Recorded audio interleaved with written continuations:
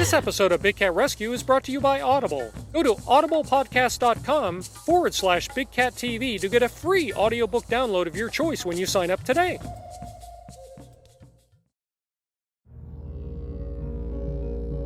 Our planet is 4.5 billion years old and home to millions of different species. At the beginning of the 20th century, there were believed to be over 100,000 tigers living in the wild. Today, only a few thousand remain. The largest cat in the world is now an endangered species, and if we don't act immediately, these magnificent creatures will disappear from the wild in our lifetime. Across their dramatically reduced range, tigers face unrelenting pressure from poaching, habitat loss, and retaliation killings.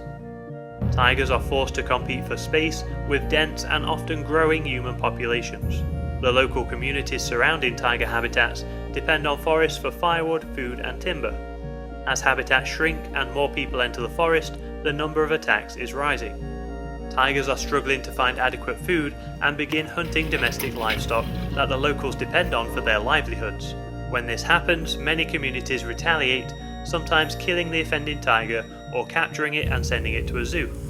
These tigers are then often killed and their body parts sold in the black market. Consumer demand for tiger parts poses the largest problem to tiger survival. Tigers are being hunted to extinction by poachers for their skins, bones, teeth, and claws, which are highly valued for their use in traditional Asian medicine and various luxury products. Parts from a single tiger can fetch tens of thousands of dollars, making the poaching of these majestic animals very attractive to criminal networks. And despite the fact that all international commercial trade of tigers has been banned since 1987, some countries allow the breeding of captive tigers on a commercial scale. Products made from these farm tigers are openly found in marketplaces around the world, driving the demand for tiger products from both wild and farm sources. The elite will always pay extra for the real tiger, the wild tiger. Shockingly, in the United States, there are more privately owned tigers living in backyards and run-down roadside zoos than are now left in the wild. These animals are constantly being bred to be used as photo props, sold as exotic pets, or raised and then killed for their body parts.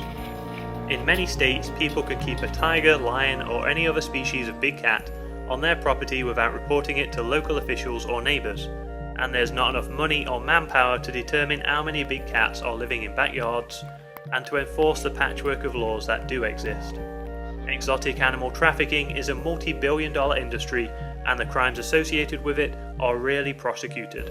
Without better accountability, captive tigers become easy targets for black market sales, and when those tigers become tiger products, it stimulates demand, and the more demand there is, the more wild tigers are poached. So what can we do to help save tigers? Educate yourself about the products you purchase.